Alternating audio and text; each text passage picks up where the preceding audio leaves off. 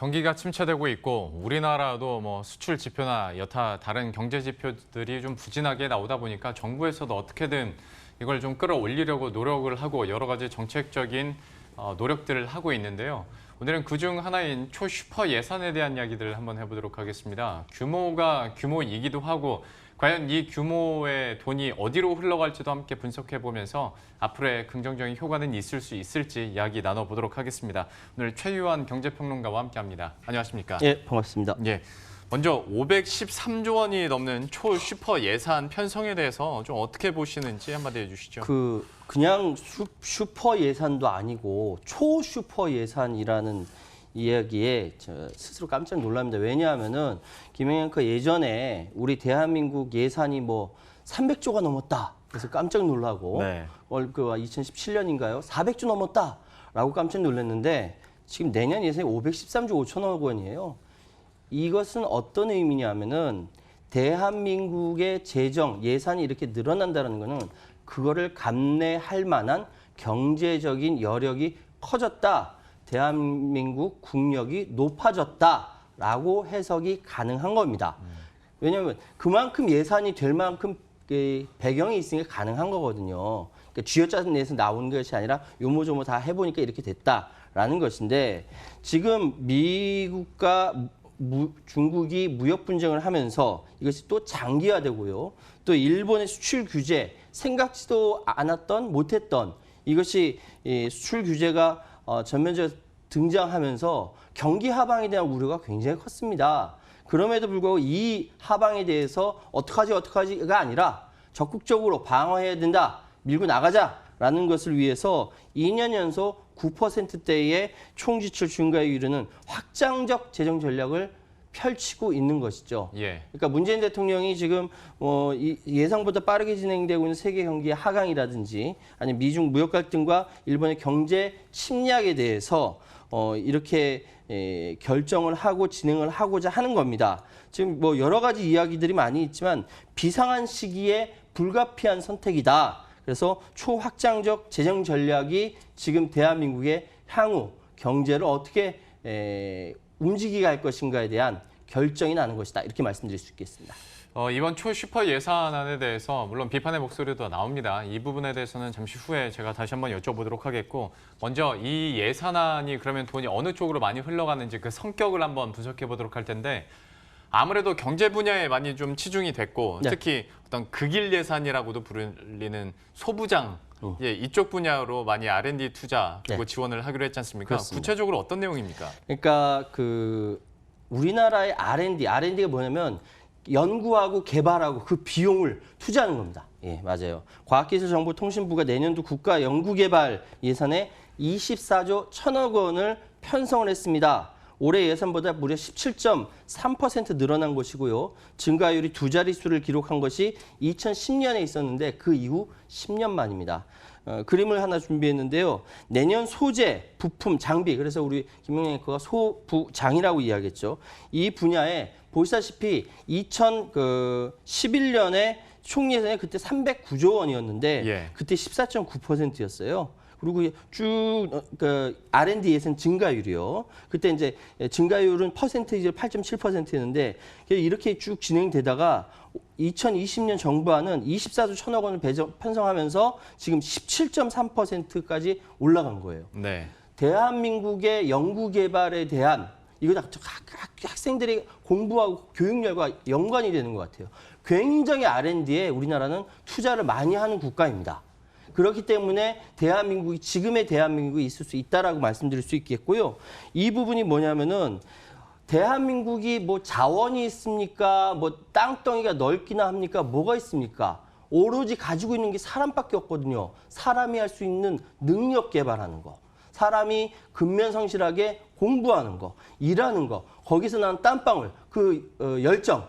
그런 것들이 우리의 최대 자산인데 거기에 지금 투자를 하는 것이죠. 내년 소재 부품 장비 분야에 R&D가 올해보다 9천억 원 증가한 1조 1천억 원이 투입이 되고요.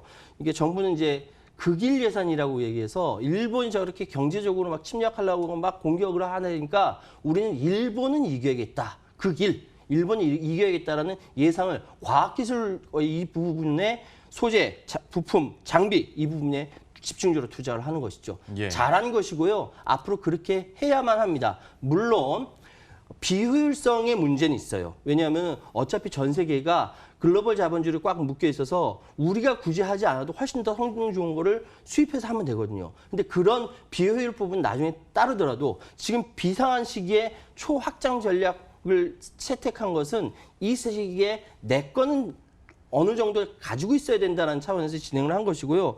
이러다 보니까 앞으로 3대 핵심 산업이라는 시스템 반도체라든지 바이오 헬스, 미래차 여기에 관련돼서도 올해보다 4천억 원 많은 1조 7천억을 편성하고요. 이 모든 것들이 단순히 이번에 일본을 이긴다기보다 일본을 이기고 그 다음으로 나가겠다라는 의지의 표현이다. 이렇게 말씀드릴 수 있겠습니다. 예.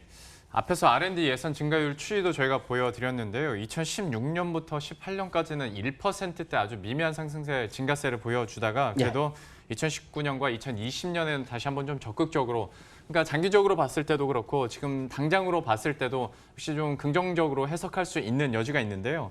다만 이제 장기적인 부분에서는 R&D 투자가 꾸준하게 이어져야겠지만 정부에서 바라는 것은 지금 당장도 좀 분위기를 전환시키고자 이렇게 초슈퍼 예산안을 한 거지 않습니까? 예. 그러면 투자가 이렇게 많이 된 만큼 직접적인 효과도 금방 나타날까요? 여기에 대해서는 어떻게 판단하십니까? 참 이거 쉽지는 않은 이야기예요. 왜냐하면은 뭐 꽃에다가 꽃에 이렇게 물을 부으면 금방이라도 싹을 탁 틔우고 막 열매를 막 맺고 그래서 막 그 열매 따가지고 먹었으면 좋겠는데 거기에는 시간이라는 변수가 필요하고 날씨, 뭐 햇빛이라든지 여러 가지 이런 것들이 필요한 것이죠.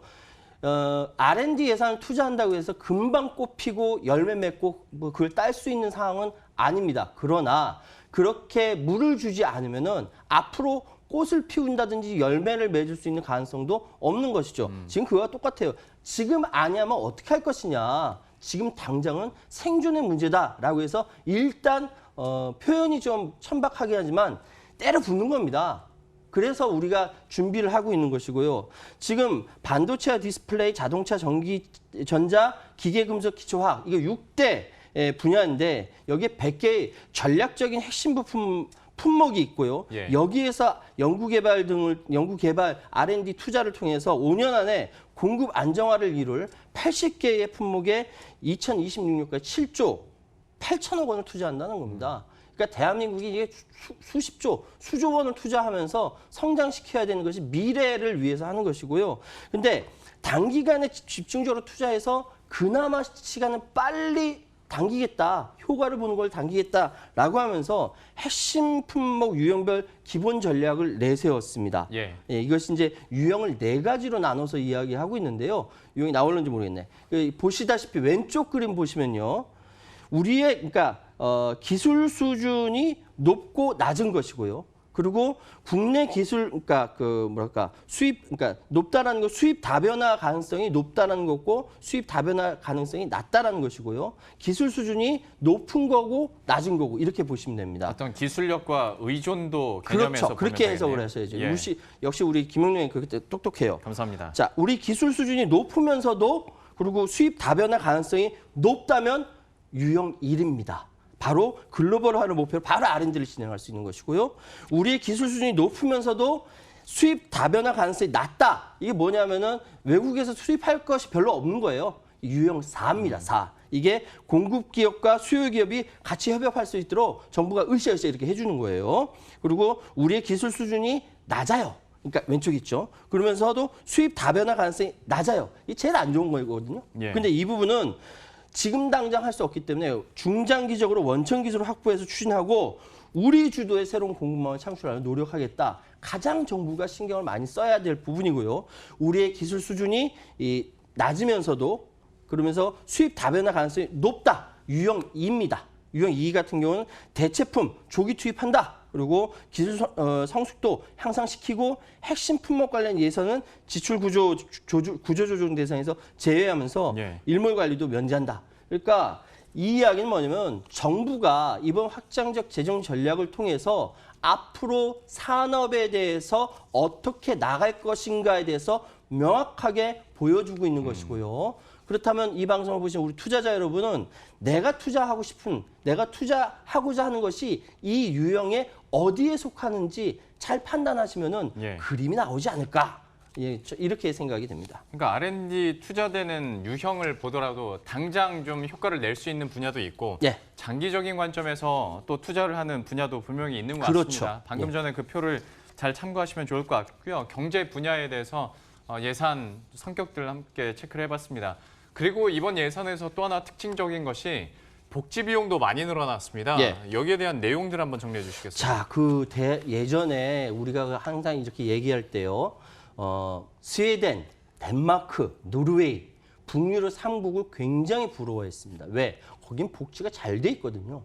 복지가 잘 돼 있으니까 굉장히 부러워했고 우리나라는 언제 저렇게 복지 국가가 되나라고 생각을 했는데 이제 생각하니까 우리가 그동안 엄청나게 열심히 일했고 그 열매를 차곡차 쌓아왔고 그것이 지금 나타나고 있다라고 말씀드리겠습니다. 대한민국은 이제 뭐 복지국가 수준 노르웨이나 덴마크까지는 가지 않더라도 복지국가 수준까지 가지 않았느냐 이런 이야기를 할 수가 있죠. 보시면 기초생활보장부터 시작해서 취약계층 지원이라든지 공적연금, 보훈주택 쭉 이렇게 전체적으로 그러니까 항목별로 2019년 대비 2020년 안이 나온 거를 비교해 보시면요. 예. 이게 보시면 160조 원에서 거의 161조죠. 여기에서 181조까지 무려 12.8%가 증가했습니다. 이유는요. 전체적으로 경제가 하방 국면이고 돈 못 벌고 힘든 사람들이 많잖아요. 이 부분들에 대해서 국가가 촘촘하게 복지망으로 보호를 해주는 거예요. 보호해주고 다시 일할 수 있도록 도와주는 거예요. 이 노동력을 잃지 않고 도울 수 있도록 해야 국가가 그냥 생존이 가능한 것이죠. 그래서 요즘같이 시끄러운 전국에서 흑수저 얘기 많이 나오는데 금수저, 은수저, 동수저 얘기하다 흑수저 얘기까지 많이 나오지 않습니까? 이런 실체는 시스템으로 뒷받침하는 것이다. 이 예산들 다 보시면요. 가장 큰 것이 공적연금이에요. 50조가 넘어요. 예. 그리고 그 외에 사회복지 일반이라든지 기초생활보장이라든지 이런 것들이 10수조 원씩 이렇게 나오는 이유는 어떤 개인이 대통령이든 뭐 개인이 선의를 통해서 이렇게 가야지가 아니라 이렇게 예산을 통해서 시스템의 개혁이 중요하다. 여기서 중요한 얘기 한마디 말씀드릴게요. 우리가 옛날에 은행 가면 줄 쫙 서 있었어요. 예. 근데 어느 날, 아이고, 그 화장실도 못 갔다니까요. 그런데 어느 날, 이래선 안 되겠다. 라고 해서 대기표를 만듭니다. 외국에서 보고 와서. 독일에서 들어온 거예요. 그랬더니만, 이제는 이제 그 대기표 순서에 따라 움직이는 거죠. 이렇게 개인의 선의 의지가 아니라 시스템에 의해서 움직인다. 예. 이렇게 말씀드리면 되는 겁니다. 예. 분석을 해주셨는데요. 좀 속도를 내보도록 하죠. 이 중에서 일자리 예산에 대한 이야기들을 한번 여쭤보도록 할 텐데 비판하는 쪽에서의 질문을 네. 드려보자면 일자리 예산 같은 경우에 정치권이나 경제계에서도 항상 비판할 때 얘기 나오는 게 밑빠진 독에 물 붓는 거다. 그러면서 일자리의 질에 대한 문제 제기도 그렇죠. 나오고요. 예, 예. 여기에 대해서는 어떻게 평가하십니까? 굶어 죽는데 그거 따질 기회이 있습니까? 자, 오늘자 매일경제 진짜 심하게 얘기해야 돼. 일자리 예산 26조 또 사상 최대. 청년, 노인의 현금 복지 펑펑. 이러다가 나라 망할 것 같이 얘기하는데 그렇게 얘기하면 안 되죠. 또 이렇게 안 하면 또 나중에 청년과 노인한테 신경도 쓰지 않는다. 이따위로 얘기할 거 아닙니까? 예, 따위라고 말씀드려 죄송해요.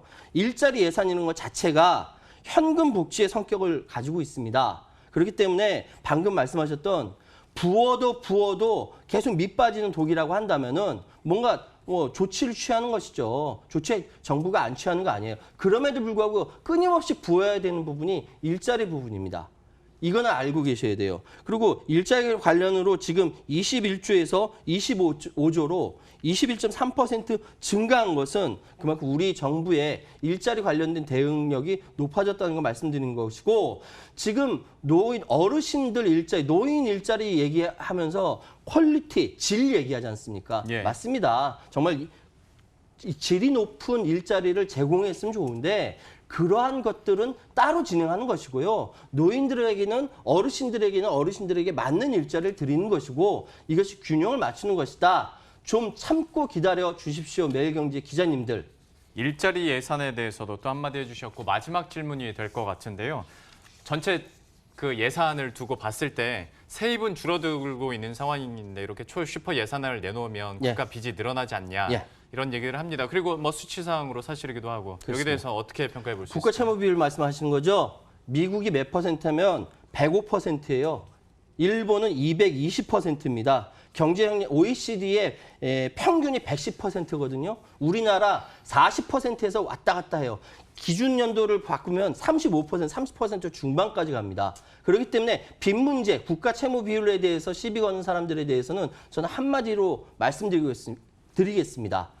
제대로 알고 말씀하십시오. 이 부분 문제 없습니다. 물론 각 국가별로 어느 정도 선을 감내해야 할 수 있느냐의 문제도 물론 있겠습니다만 정부에서도 한 40%대 중반대까지는 관리 가능하다고 얘기를 하고 있는 만큼 여기에 대해서는 앞으로의 흐름들 계속 저희가 체크를 해보도록 하겠습니다.